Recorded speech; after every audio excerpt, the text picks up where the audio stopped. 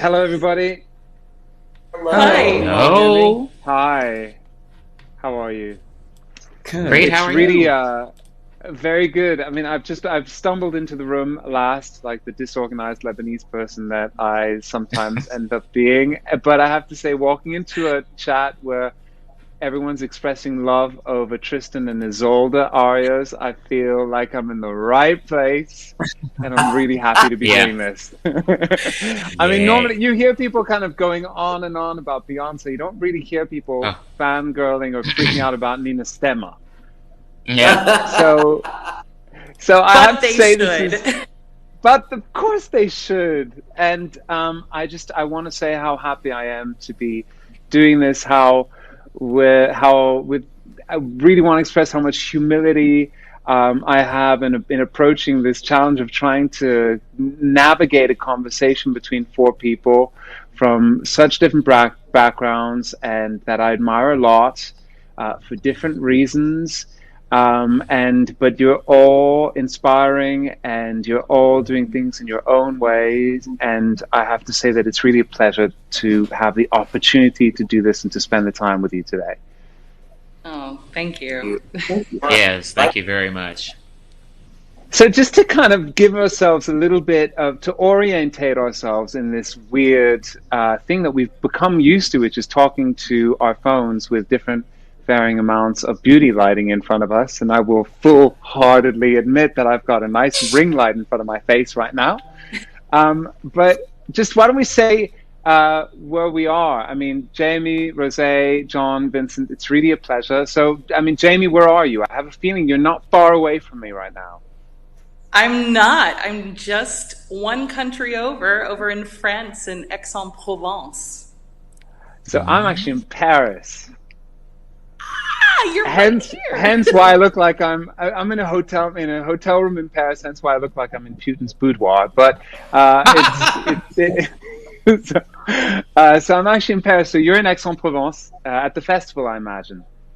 Yeah, I'm All right, actually quite literally in a practice room right now at the Opera House. all right, fantastic. And Rose, where are you? It's a pleasure to meet you. I'm on set with Jesse J a few years ago in the Big White Room. No, I'm in New York City. Finally home. I've been on the road and I just got in a few days ago. So yeah, here in New York. All right, cool. John, where are we finding you? I just got back home to Appleton, Wisconsin, so I'm here just chilling out, enjoying the cool weather, and just loving it. Just loving being at home. And Vincent, it's nice to meet you too. Nice to meet you You're a too. recent discovery of mine, and it's a real pleasure. Thanks for having me. Where are I'm you in now? LA. I'm in You're in Los Los Angeles, but Angeles. I'll Okay. be in New York tomorrow. All right. So we're on different parts of the world, and you've all agreed to come together and talk about what what it's like being in this business. We are all in this thing called show business in one way or another, from a jazz countertenor, if that's an appropriate way of trying to define what you do, John, to a stage performer, a band leader. Are you the leader, Rose, of Stephanie's Child? Would you describe yourself as Oh the no, leader of your band? there's no leader of Stephanie's Child. I am the leader of Rose All Day LLC. However, And of course, Jamie, you're a mezzo soprano with quite an extraordinary amount of accolades that have already rolled in, and Vincent, you're also kind of getting them in thick and fast. So it's like we're in this thing that's called showbiz, and what I love about this more than anything is that we are talking about the entertainment industry and we're talking about showbiz. We're all doing different things in different styles. So it's kind of interesting to talk about identity, to talk about the concept of empathy, to talk about, how easy it is or isn't to truly be yourself and express yourself. To to talk about LGBTQIA plus issues within our business, which seems to be all razzle dazzle and show, and you're apparently allowed to be everything you really are in our business. But is that always the case? And I don't think that it's as simple as that. So, just to kind of also start this conversation, I thought we'd go through each one of you and start to talk about how you got into this business in the first place, how you decided to turn your life into a crazy show. Jamie, why don't you take us into what makes a mezzo soprano star these days? What are her first steps? Well, gosh, that's a very, very good question, and not one that I'm sure there's a solid answer for. um, my background is that I grew up in the middle of the country, in the mountains in Northwest Georgia, and I grew up around the music of the Grateful Dead and bluegrass and a little bit of country and a whole bunch of other classic rock and that sort of stuff. And classical music really didn't come into my life until I was well into my teenage years. I decided to go to college for it. I kind of wanted to be a musical theater person, but I couldn't dance to save my life. So I thought, well, opera is the thing where you just get to sing and act, and that's all you have to do, so I'm going to go for that. And the rest is kind of history, but I think any performer who is out there and doing this as their job could probably also say that it's just something that there's a tremendous amount of luck that goes into being able to make your money doing performing, because there are so many people out there, so many amazing voices, and some people just don't line up with the opportunities or the luck. And so I was one of the lucky ones, and I consider myself still one of the lucky ones to be out here and doing this. That's amazing. And John, how about you? I mean, I'd love to know how you ended up making the kind of music you're making, how you decided to be a singer. You kind of shift between genres. It's hard to classify you. And I think that's an amazing thing. That's a huge compliment as far as I'm concerned. I love that. How did you start out? No, I love that. I grew up in Rosenberg, Texas, which is a suburb of Houston, Texas. I was born in Houston, raised in Rosenberg. And my grandmother was the music minister at my church. So I grew up in church all the time. I was in church every day, basically. And grew up with the music of the Clark sisters and Yolanda Adams and Patti LaBelle and Johnny Mathis. I mean, I can go on and on listening to these kinds of music. And much like Jamie, I wasn't really exposed to classical music a lot until I joined this choir called the Fort Bend Boys Choir of Texas. And it was through that choir that I got a lot of my classical exposure, and then going on into high school and into college and Juilliard and all those things. But one of the most important things to me was having the ability to show up 100% as myself. And I didn't see a lot of what I wanted, actually, in the classical industry. And so because I also love classical music, I was like, how can I bring all of myself to the table? So I created my own way, and I created my own show called the Holiday Experience. And because of that love of jazz and gospel and pop, and because I also play, I just thought, I'm going to do that. So I've been doing that for, I don't know now, a long time. And I love being able to do that, being able to show up 100% as myself, because I know what that enables someone else to do. It enables them to also show up as themselves, or themselves. And so I really consider it an honor and a blessing to be able to share what I think is a God-given gift with the entire world. So I'm happy to be here with all of you. And what about you, Rose? You come from you were born in Scotland, and then you had let's not say classical theater training, but it kind of that. Didn't you, in the States? You moved over to America when you were 10 years old, if I'm right. Yeah, just about 10, and I'm freaking out right now because not only did I move to the Houston area, I grew up in Sugar Land, but I also was in the Fort Bend Boys Choir. I feel I like I can't believe know you from the boys choir. I feel like I do. I've said this many times. I've seen you on TV, and I was like, I'm pretty sure I know him. But I was one of the outstanding choir boys, and I used to Oh my be one gosh, of the main soloists. So yeah. that's crazy. I was in the choir for about a year. That was my first like outside of school like formal choral or classical music kind of like influence and participation. That's so crazy. Just so y'all It's know, really cool. it's a really the Fort Bend Boys Choir is a prestigious like boys choir in Houston, in Texas, but this is very niche that we're able to share that. That's crazy. Yeah, um, yeah. that's so hi honey, cool. Hi. Yeah, so I always say I grew up half in the UK and half in Texas, and I when I was in middle school, I started performing and singing when I was a kid in Scotland, but it wasn't until I was around like 12 or 13 that I started getting into theater, and I really really found my love for the stage and for acting, and I also started getting into dance then. In high school, I got really, really into singing and choir, and I wanted to go to college, and I wanted to be an opera singer when I grew up. I was obsessed with classical music, and I have a really actually like dense like background pre doing all of this in classical music. As we were saying earlier, like I'm a huge fan of opera. But yeah, I went to school in Wichita, Kansas. I ended up finding musical theater a better fit for the product that I use. And I moved to New York about 10 years ago.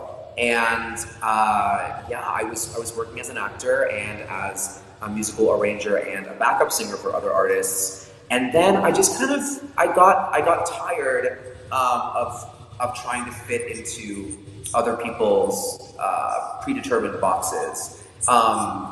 Acting wasn't fun for me anymore because I felt like my story was more entertaining and truer to me than portraying a character, a role. And so I loved drag, and I started doing drag, and that was about 4 years ago.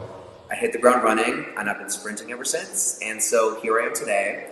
And yeah, that's, now I've begun writing and recording my own music. And I am in a girl group where I arrange the harmonies called Stephanie's Child. So yeah, I'm thrilled that my career has taken, and my life has taken such a sharp turn, but in this industry, but I'm still doing everything that I was taught early on and was kind of raised to be, just through like a different lens. That's really interesting. It's this idea of kind of like morphing and evolving, but not leaving anything behind. It all kind of contributes to the person that you ended up. And that's one Yeah. thing so far that's totally in common between all of you. I mean, Jamie, John, Rose, you're all saying the same thing in one way or another, sometimes actual complete opposites. What about you, Vincent? How do you relate to that or not?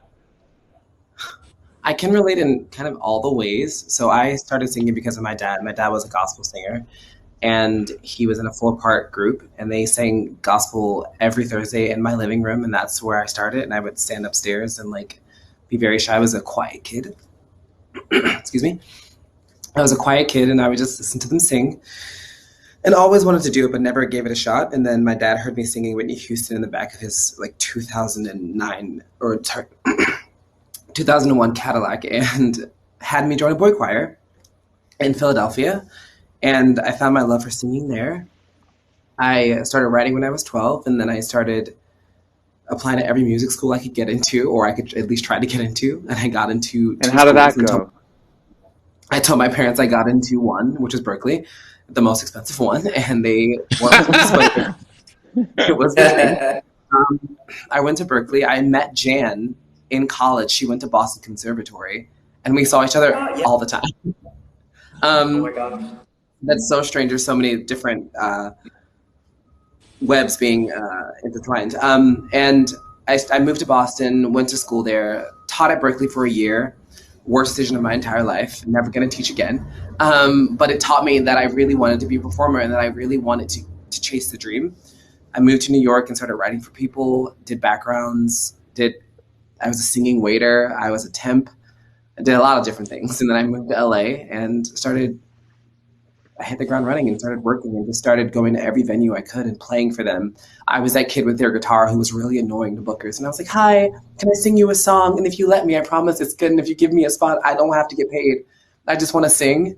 And I did that for 2 years until I worked my way up and got my name around town and started playing bigger shows and doing cool things. And then I did a TV show and I sang my little heart out on that. And then that helped me out a lot.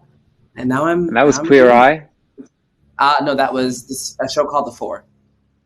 Oh, okay, of course. Yeah, but I wrote the theme so song. wait, Jan, exactly, you wrote the theme song for Queer Eye. And now tell me, Jan is Rosé's collaborator? Mm-hmm. Yeah, Jan is my sister in drag. She's another musician. Exactly.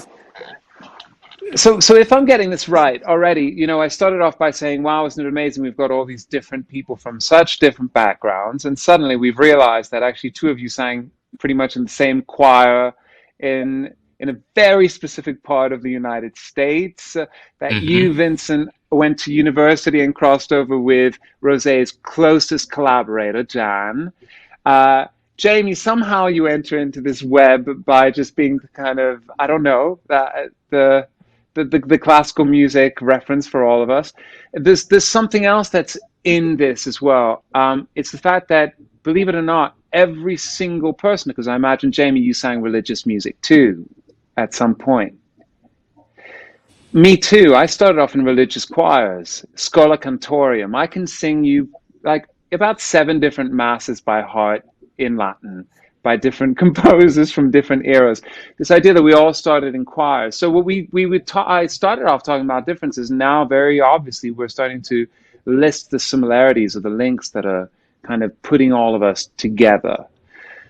But one thing also that you all expressed was this idea of going through this process of finding a part of your work and your art where you could truly express who you are.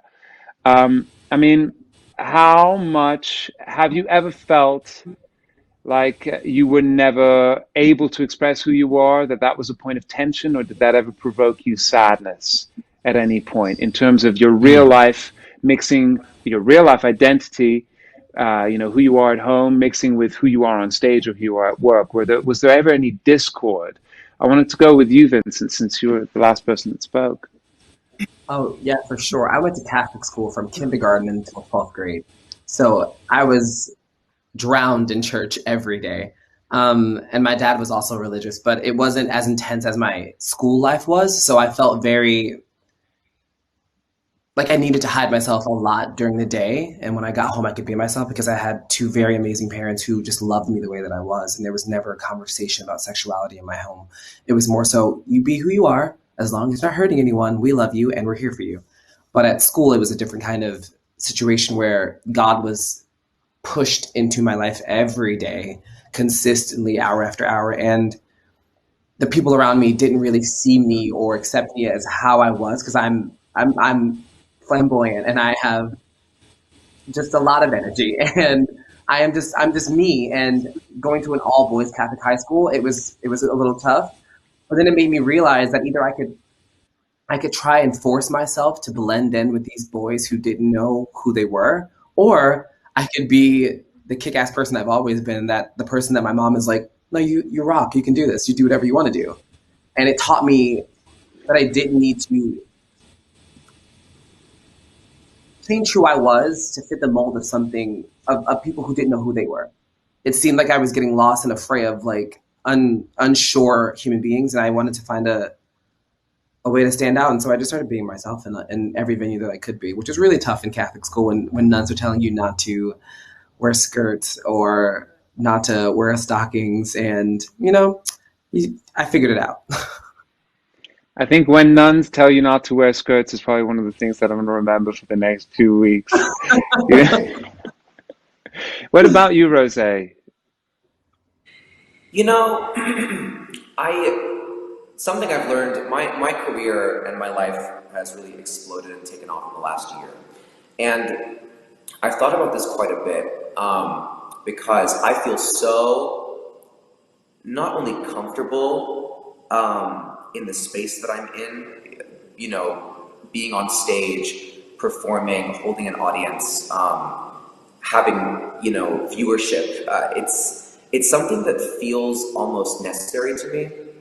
And I keep asking myself, you know, why is that? And, you know, I in my relationships with other people, you know, other people aren't like that. And I've been really questioning why. And something I've realized is that I did not grow up in a religious family. I don't come from a religious background, but I was a participant in a society that was conservative and you know, observed religion as a whole. And as a product, I think a product of that is me, you know, pouring all of myself into the one thing that that forgave me for being who I am as a child. As a child, you know, Vincent, you said you were flamboyant and had lots of energy. That was me to a T. And I was always, you know, presented with the idea that that was wrong, and that I had stuff to work on. But the one thing that separated me from everybody else was that I was a star in people's eyes. I could sing. I lit up when I was in front of people. I put me on a stage and something happened. And I think I've poured all of my energy, my whole life, into that because for a long time before I grew up and started making my own decisions, and you know, that was how I found love. I was like, this is this is what love is. And my family love has always been very supportive and loving.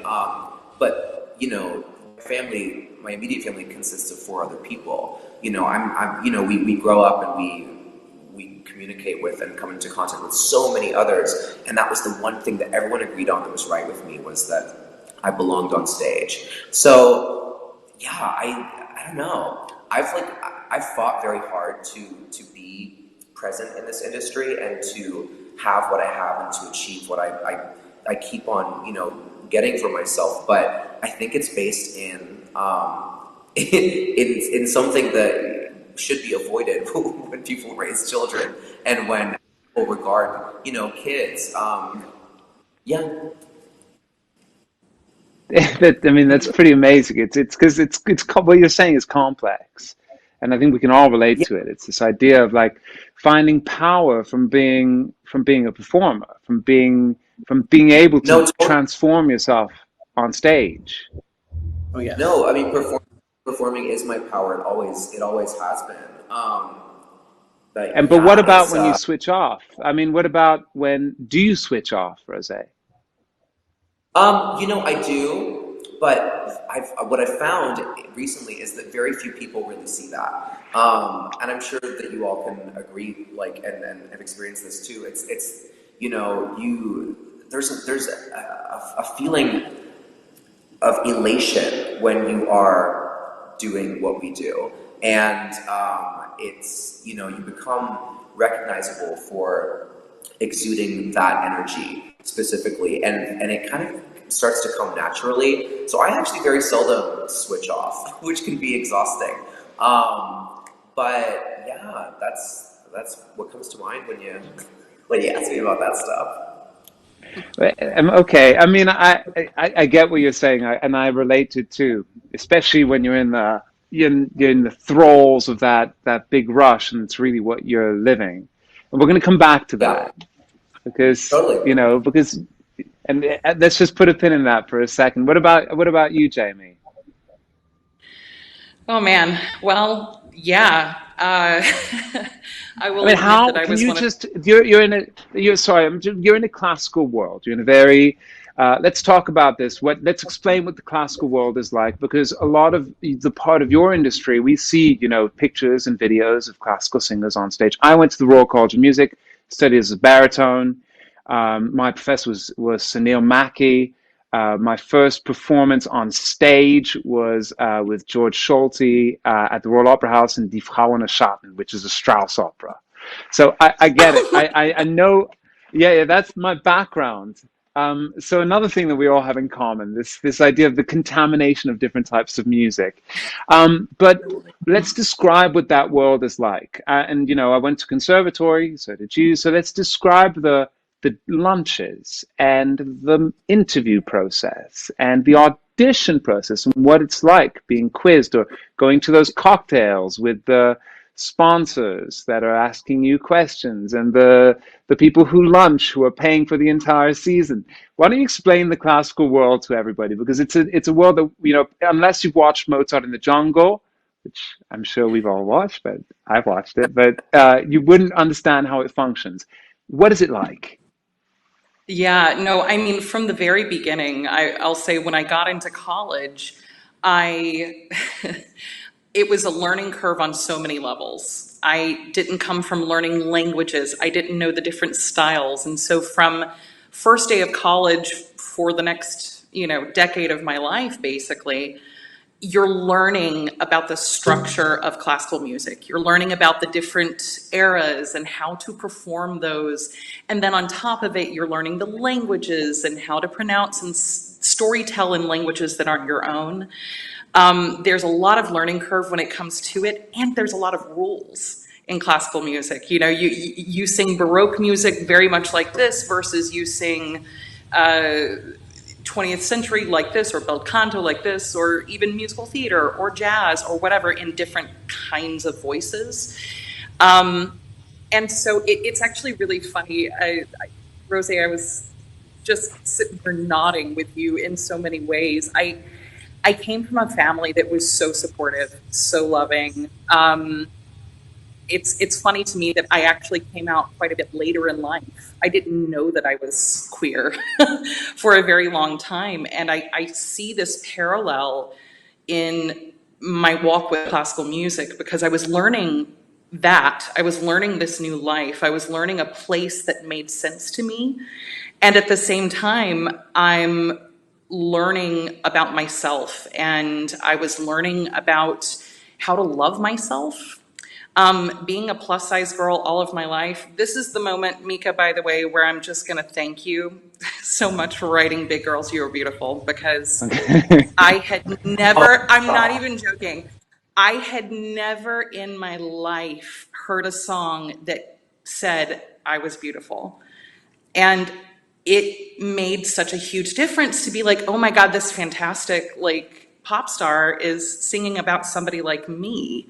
And it was at a point in my life where I didn't consider myself to be a person who had worth or who was worth loving, or, I had too many ways in which I was inadequate. And so once I learned to love myself, once I saw my own beauty, my own worth, my own uniqueness, my own power, that's actually when the queer piece of the puzzle slid in, and I understood that I was attracted to multiple genders. And it's funny because that's actually quite literally the same year that my career took off. And it's also the same year that, like you said, in classical music, it can be kind of very boxed in, very cookie cutter, very here are the rules. But that was the year that I really started to divide myself from that and to say, okay, what do I want to see on stage? I want to see my story told on stage. I want to be the person on stage who gets to tell other people's stories, not just a thin white ideal, a heteronormative ideal. I want to tell all of the stories. And so that's actually one of my things that I do now, whether it be in recital or even just in this Tristan und Isolde. I came in the first day with a different understanding of Brangäna. I think she's queer. Now, does she get, a love aria in the entire piece? No. But do I get to bring in my butch and, have the character be informed by my own queerness? Abso-freaking-lutely. And it, to me, and I hear this from people when they see the performances, it makes a difference. It makes a difference when you feel seen, when you can look up on stage and identify with the story that's being told or the person who's doing the storytelling. And I think that's so, so important. That is so connective building and so empathy building. And that's the kind of work that I'm really gearing myself towards now, especially post-pandemic, you know. I think we all have we had a year of sitting around and figuring out what we wanted to do going forward. And this is what I want to do. I want to make people feel seen. I can't tell you how much if I was a student at music conservatory, and we have master classes where singers come in, singers who are working, who have big careers come in, and they try and coach you. So you sing an aria and you get coached. And if someone had said what you are saying now in one of our classes, I can't tell you how much impact it would have had. A classical pianist has the license to imbue and to live and express a whole myriad of emotions and different sensualities and different approaches through the repertoire that that person might be interpreting on the piano. Very often in classical singing, especially in opera, we're in kind of given this archetype of a person, this kind of normative archetype through the ages that might evolve, but is very much considered what it is. And what you're doing adds a whole other layer of depth in a way that would, I think if what you were saying was a little bit even louder said in conservatories, not only would you open up the doors to a whole other bunch of singers who would not consider themselves appropriate for that type of job, but you'd also change the way that even directors and opera house management would approach the programming and the types of productions that are put on. So what you're saying is massive within as a very restricted industry. If I have to be, you can't say it because you work within it, so I don't want to make you say it, but I watch it and I'm a fan and I see those frustrations. So it's really Well, inspiring to hear you talk about that. thank you. Yeah, no, I think it's so important. And quite honestly, every single time I get an opportunity to say something in a way that a lot of people are going to hear, and I say that, the response is always overwhelmingly positive, overwhelmingly emotional. It means something to people. It means something huge to people. And I think isn't that the point? You know, to be It able is. to provide connection and catharsis. And if we can do this for more people just by owning your own truth and putting that forward in whatever way you can, whether it be on social media, to the opera house manager, to whatever, to your voice teacher, whatever, if you can do that in any steps, it's just an amazing thing. It helps more truth be told on stage. So I'm going to take a lead from what you said, and one of my favorite composers is a man called Benjamin Britten. He's a British composer. His lover was a tenor called Peter Pears, and he wrote a lot of his tenor material for Peter Pears. So Britten, Pears, and ridiculous love story and so much sensuality within that, but very hidden away, very, very, very much hidden in the background. It was kind of hidden away. And so what I love about what you said, Jamie, was that you immediately confronted the idea of your queerness and how that finds its way, your queerness, your body, who you are in all those ways, physical and how you feel inside, and how that affects your work. So I'm going to go straight to you, John, and ask you in a very direct way, how has your sexuality or your gender, the way you feel about your gender, affected the kind of music you make or some of the choices that you have made in your musical career? Hmm. I feel It's like, a hard question. It's not the easiest question. I yeah. know that. I was gonna say it's tough, but I think this is funny because Jamie and I are really, really dear friends, so she knows me very well. Uh, but I would say at the onset of my career, or even before that, going all the way back to church and things like that, I think Billy Porter said this beautifully when he was being interviewed with Tamron Hall. I think when you first come out as gay, especially in the black church, and maybe even other churches, but I mean, I grew up missionary Baptist. I think one of the very first things that's taken away from you as somebody who is gay and also in church is God, because, oh, well, you're not gonna, you're not going to heaven. God doesn't like these things and blah, blah, blah, blah, blah. I chose to not believe that. I chose to believe that God is for me as much as I am for him or her. And I believe wholeheartedly that I was intended to be I think, this may come out as egotistical, but I don't mean to be. I think that I am intended to be an instrument of peace and of joy and of love. And in every single thing that I do in my life, I intend to do that. And surprisingly, I've always felt very free to be myself as an adult. As a kid, I didn't feel that. But when I got into my 20s, mid 20s, I felt very free and open to be who I am without apology. And that's something that I do and I exercise throughout my entire life. And I am lucky to be a person who straddles the classical world and the jazz and pop world. And I also am a tenured professor of music. So I work in the conservatory where I am always preaching this to my students, to always show up as yourself. It's one of the reasons actually today that I decided to wear my hair out, because I feel like a lot of times in the classical industry, there are a lot of other African American artists. We're told that it doesn't look commercial, or you don't look like you're. I'm like, well, I'm already black. I can't hide that. And my hair is me. My hair is beautiful. I am beautiful. But every single thing that I do in my life is informed by who I am. And I refuse to show up if I can't show up as myself.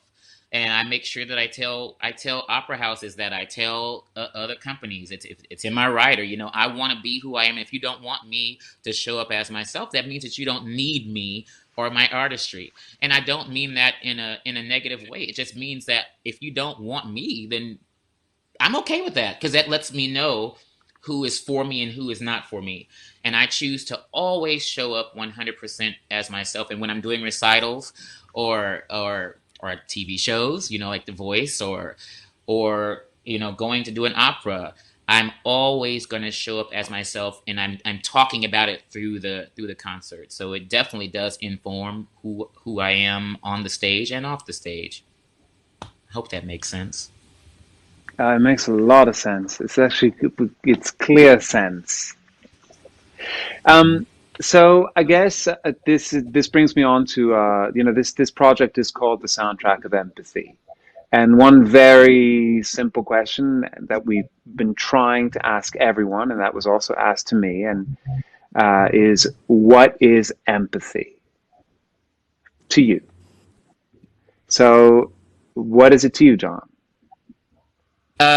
Empathy to me is the ability to show up for others, and if somebody, how can I say this, to be a beacon of light for people who have lost their own, to be someone who is always understanding of what it means to feel othered, and to say that even those of us who have been othered, you're still special. You are special. Whatever you have to offer is unique and needed in this world. And one of the things I always tell my colleagues and my friends and my students is something that I got from Oprah. I love Oprah Winfrey. And she always says that there's only one of you in all of time, so you should get about the business of being the best you that you can be. And that's what empathy is for me and to me.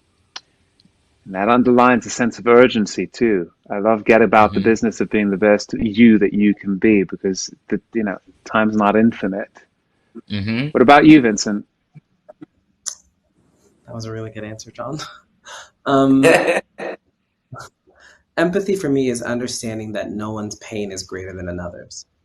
And I know that gets confuddled sometimes with people and their experiences. It's understanding that even if it seems small to you, it's massive to someone else. It's life-changing, life-altering to someone else. And just by being there, you could change their entire outlook on something. I am probably too empathetic. I cry all the time. But it has taught me that by being loving, it has made me more human and connecting me to so many great souls and people in my life that it's probably the most important thing I can do more than making music is just showing up for people and being there for them. That's fabulous. What about you, Rosé? To me, empathy is rare and it is very special. I think that, when given a situation as an onlooker, a bystander, you have two choices.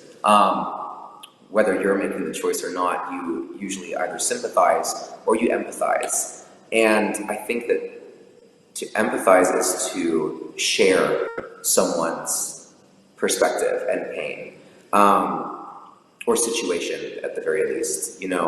It's one thing to acknowledge a circumstance. It is an entirely different thing to, as Vincent said, kind of like show up for someone and help. So yeah, I think that empathy is sharing. I love that. And what about you, Jamie? Well, to me, empathy is either the action of or the pull towards being with someone, understanding them, understanding their perspective, understanding where they're coming from. And it's a way of extending connection. It's something to me, it's a beautiful, wonderful thing to me that we can share with people, even if we don't know them. As performers, we do this with the audience. We do it with our characters. I can't tell you how many villains I play, and I always try to empathize with where is this person coming from. But even if I'm passing somebody on the street, there's to hold space for the struggles of another person or the happinesses, the life of another person. It's the honoring of other souls, the honoring of other humans. And gosh, do I feel lucky to get to basically be in a career that gives me the opportunity to exercise empathy on a daily basis. I think it's very inspiring, I have to say. So these are some of the most articulate responses to quite a complicated question so far. The idea that it is something that is very precious is fantastic. The idea that it is something that you actually need to reserve a little bit of real estate for within yourself is an amazing thing. I think what is very clear is that it takes two to tango. Empathy is about connection. It's a give and take exercise, but it can be beyond just two people.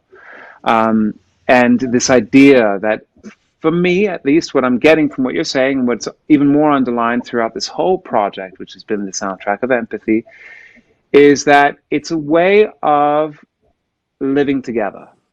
It's a way of establishing some sort of hope for coexistence. Because, and I mean that in the large sense of the term. I went to this big exhibition in Venice that my brother was working on. It's the Architecture Biennale, and the title of it this year, established by by a professor from MIT, an architect, is "How Will We Live Together?" And every architect in the world that presented himself and herself had to present their response. And the one thing that was so obvious was coexistence. How will we live together? We have to figure out a way to live together. Empathy is a fundamental part of that being a possibility in the future. So I'm turning my head to the left because I have a whole bunch of notes, and a lot of them kind of feel, not as relevant. I guess what I want to know is, first I want to talk a little bit about the playlists, and I also want to talk about a little message that you would send out there. If I would so I'm going to ask you the last question, but then we can answer it later. So I'm just going to let you kind of cogitate a response in an appropriate way. If I was going to ask you to put a little message in a bottle and throw it out there, hypothetically speaking, what would that be? You know, a little message of hope. You are all people who seem in one way or another to have your shit together, you know, or at least understand or be in the process of getting yourselves in a place where you feel empowered, where you feel comfortable. And even the things that might be issues, you metabolize them on the stage, which is why what you were saying was so. I find it really amazing, Rose, the fact that you're saying, "Look, I find my value there, and at this point in my process, it's really empowering for me." You know, that other part of me that very few people see doesn't take as much space, and thank God in a way. And I think that's really honest to admit that. We spend most of our lives trying to say the opposite sometimes as performers, when really it's not always the case. So if you were in another place, if you were talking to a 12-year-old or a 14-year-old who doesn't understand how to climb over that wall or that mountain that is life and its challenges, and the idea of assembling a sense of comfort around your own identity, what would your piece of advice be? And it can be as raw, it can be as unpolitically correct as you want it to be. It does, you know, whatever you want. But before we do that, let's just go and talk about this idea of the playlists. I think my opinion is that a playlist is like a date, and it's like a blind date, and you reveal. It's a lot easier to say things through your song choices than through your own words sometimes, in the same way that it's a lot easier to express yourself on a date through the way you hold the glass as opposed to the things that you're necessarily saying. So just highlight two choices from your playlists, from your Soundtrack of Empathy playlist, and explain them. Jamie, I'm going to start with you because you seem to be smiling. So I think there's something there to just kind of go fish for. Well, first of all, this was so much fun to come up with 5 songs that are just like my vibe. And it's going to be hard. It was already difficult to pick only 5, and it's going to be hard to even take that. How about just pick one song?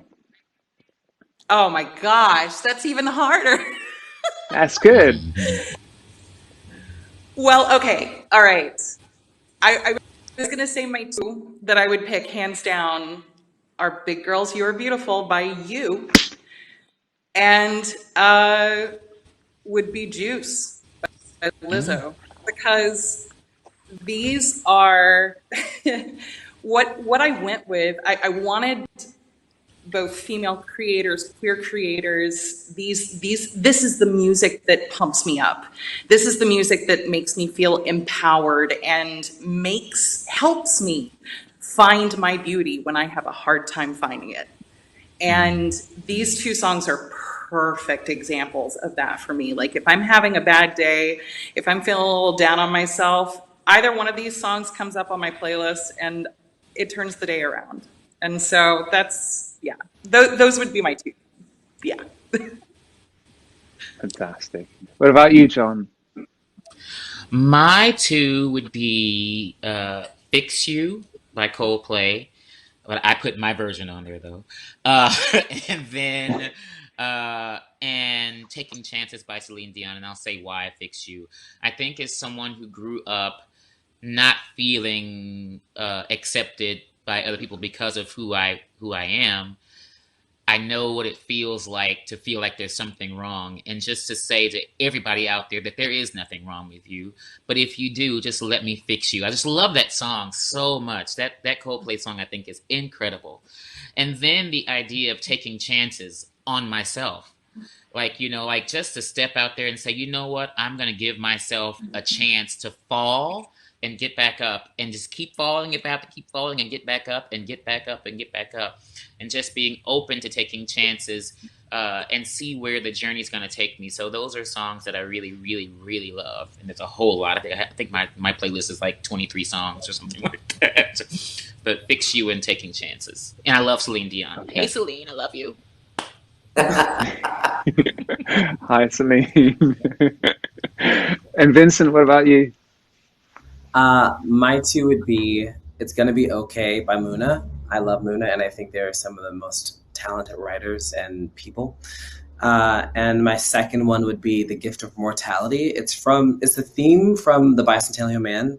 It's by James Horner. It's just an orchestration of beauty, and it's the theme from The Bicentennial Man that stars Robin Williams. In the whole movie, he starts as a robot who wants to become a human, to fall in love, to feel things, and to be a person. And so I don't know how, but in every part of my life that song has started playing somewhere, and it has just kind of been the soundtrack to my life too. And so those are my two that I go to when I need to feel.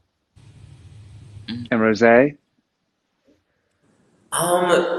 Music for me, I think, moreover, it helps me accomplish two things. It either makes it more accessible for me to completely let go or to dial in with my emotions. And a song so one for each. The song that really right now helps me just let go is "Free Woman" by Lady Gaga.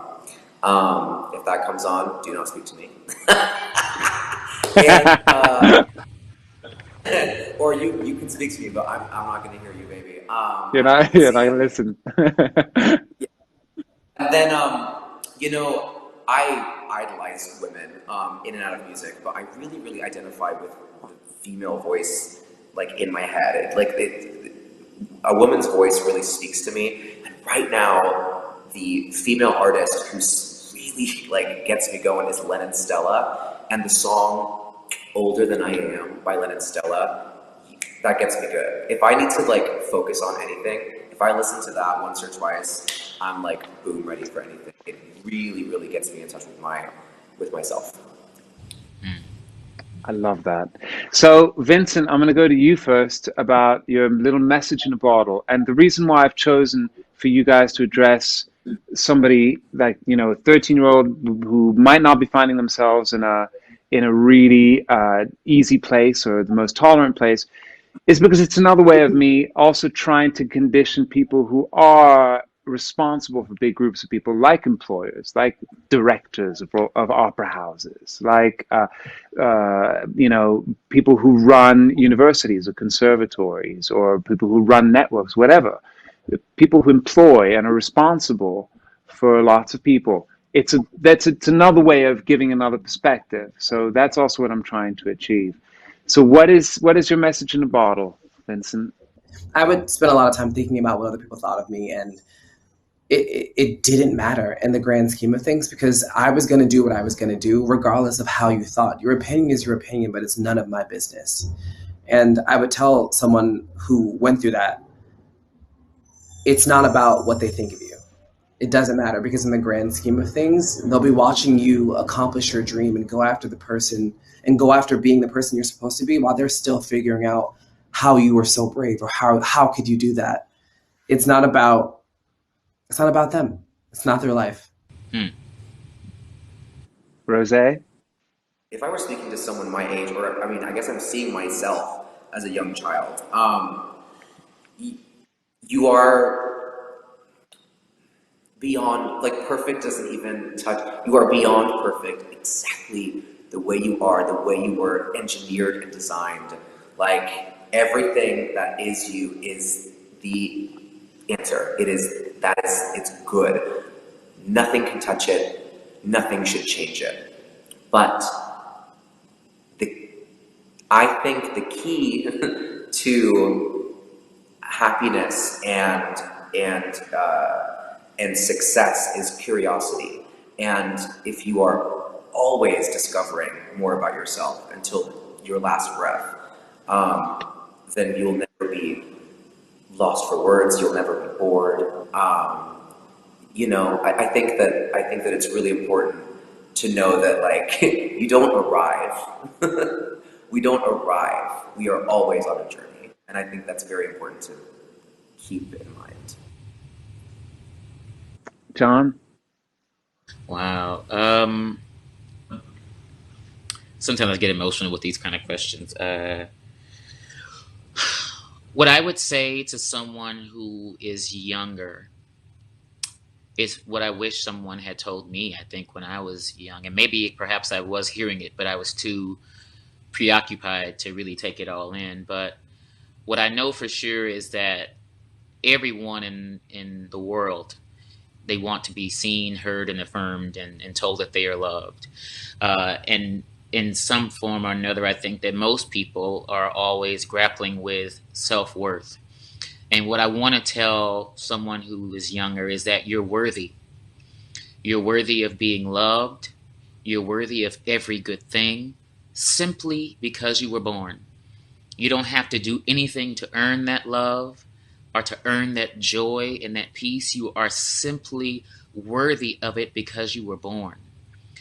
And one other thing that I think so many LGBTQIA youth and teens deal with is something that they're unaware of, is that oftentimes we are carrying the baggage of other people. And so what I would say is, let go of those bags that don't belong to you. You are worthy of being in peace, in love, loved, and just fierce. And so that's what I would say. It's just, and keep on striving to be better than you were the last time. And even if I don't know you, I always tell people, I love you, I get you, I see you, and I hear you. Thank you. And what about you, Jamie? Well, Rose just jumped into my stole my answer, so thanks. But no, I mean, quite literally, it would be very, very similar if I had the chance to go back to when I was an adolescent and leave a message for myself. It would just be dig deep and love exactly who you are in exactly the form that you are, because that's the way you level up in life. That's the way, finding your truth wrapped in all of the things that, and I'm putting this in really heavy quotes, that are flaws, that people have told you are flaws. Love every single one of those, because that uniqueness, that love of oneself is what feeds into the next leveling up, which is what we're talking about today. It's empathy. I think we revolutionize our lives if we love ourselves, and we can revolutionize the world if we can find our way to loving others. And the stumbling block for me for so long was loving myself. And as a nearly 40-year-old, I can honestly say, hands down, no question, learning to love myself has been the thing that has changed my life in every single area for the better. So do that. Well, it feels kind of amazing. The sun is setting to my left. I wish I could show you, but there's the Eiffel Tower over there. I'm coming in and out of this kind of like very cinematographic lighting, and I'm listening to your words, and I feel very lucky. I just want to thank you for taking part in this. I want to thank you for the time that you've given me and us, but more than anything, the candor with which you have all spoken. And in our business, we don't spend a lot of time talking to each other like this. That's for sure. And so, if there's an opportunity to do this, I think it's great because, well, it's necessary. So thank you so much. And I can't wait to meet you all in person, see you all perform in person. And now I realize that I look really, really shiny and really sunlit, and I'm kind of melting like a vampire. So before I completely disintegrate and turn into the real 478-year-old that I am, I'm going to go close the curtains, go back to the darkness. No, I'm joking. I'm really grateful. Thank you for joining us on this experiment, on this discussion. And you guys have made me feel like the world is a smaller, warmer place. So thank you for the time you've given us. Jamie, John, Rose, Vincent, It's been an absolute pleasure and a privilege getting to know you.